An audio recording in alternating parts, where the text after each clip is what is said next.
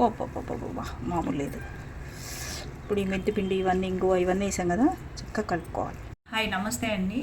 ఇవి 3 kgs చింతకాయలు, మంచిగా కండబట్టిన కాయ, విత్తనం కాయ కాదు ఇది, చాలా బాగుంది. అయితే కొంచెం దూరగా పండటానికి వచ్చినప్పుడు మనం దీన్ని ఉప్పు చింతకాయ సంవత్సరం పచ్చడి పెట్టుకుంటారు, అది మీకు చూపించడానికి తీసుకొచ్చాను. చాలా బాగున్నాయి కాయలు. అదే కొన్ని కాయలు అయితే విత్తనం బయటకు ఉండి పీలగా ఉంటాయి, ఇలా ఉండాలి కాయలు. కొంచెం పండటానికి వచ్చినాయి, ఇక చూడండి పండు ఇట్లా పండటానికి వచ్చినప్పుడు తీసుకోవాలి. ఇట్లలోంచి తీసిన చింతకాయలు ఇవి. చింతకాయ పచ్చడి చేస్తాం కదా, అలా చేసుకోవడానికని ఇప్పుడు కొన్ని ఉట్టిగా తీసి కడిగి కొంచెం ఇటు అటు తీసేసి నారలు తీసేసి పెట్టాను. ఈ చింతకాయ పచ్చడి ఎలా చేసుకోవాలో ప్రాసెస్లోకి వెళ్దాం. ఈ రోట్లో మనం ఇప్పుడు మంచిగా కడిగి ఆరబెట్టుకున్న చింతకాయలు ఉన్నాయి కదా, ఇవి వేసుకొని ఇట్లా ఒక 2-3 సార్లు దంచుకోగానే ఉప్పు వేస్తాం. చాలా ఉప్పులు పడతాయి. పసుపు, దీన్ని మెత్తగా దంచుకోవాలి. ఉప్పు వేస్తే కొంచెం ఎగరటం తగ్గుతాయి. విత్తనాలు నల్లకుండా దంచుకోవాలి. ఇందాక ఒక ట్రిప్ వేసా కదా చింతకాయలు, ఇప్పుడు ఈ చింతకాయలు విత్తనం తీయంగా ఇంత చట్నీ అయింది. ఇప్పుడు ఇది ఒక గిన్నెలోకి వేసుకోవాలి. ఇప్పుడు ఫస్ట్ వచ్చే విడుతుంటుంది చూడండి, దానికి విత్తనం ఉండదు కాబట్టి డైరెక్ట్గా మిక్సీలో వేసుకోవచ్చు.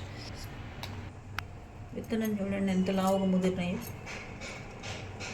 అందుకని ఇవి మనం మిక్సీలో నలిగిపోతాయి కదా, అందుకని వేయలేదు.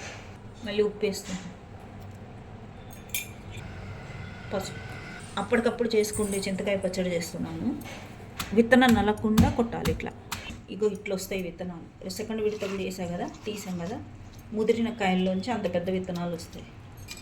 ఇప్పుడు మనం దీన్ని అంతా పక్కన పెట్టేసి చింతకాయ మంచి మెత్తగా నూరుకున్నాం. ఇది మెదిగిన పచ్చడి. విత్తనం తీయటం కోసమే ఇప్పటి వరకు నూరాను ఉప్పు వేసి. ఇప్పుడు ఏం చేద్దామంటే మెత్తగా అయ్యి పచ్చడి చేసుకోవడానికి నూరుకుందాం. చాలా తొందరనే అయిపోతుంది.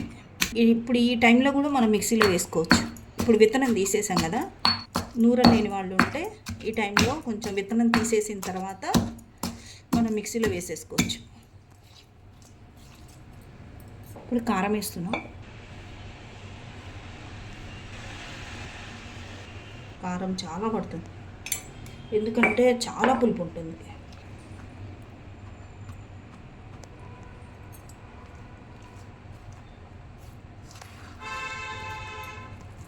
చాలా చాలా బాగుంటుంది తింటే. రోటి పచ్చడి కాబట్టి మనం ఇప్పటికిప్పుడు మెంతులు కూడా వేయించి దీంట్లో వేసుకోవచ్చు. అట్లా వేయట్లేదు, ఇప్పుడు మెంతి పిండే వేస్తాం.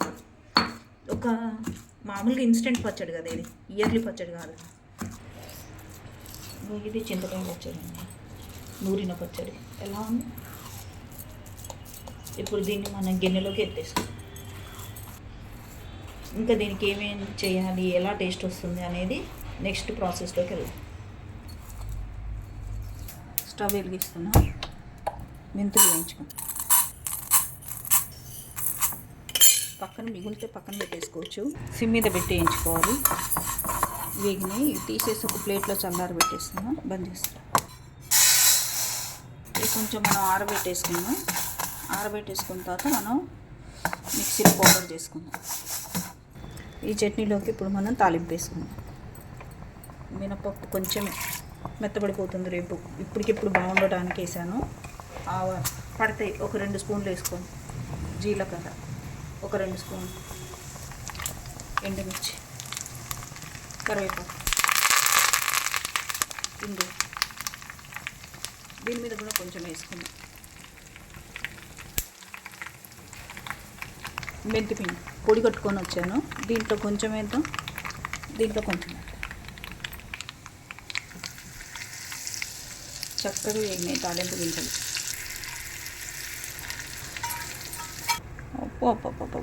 మామూలు లేదు.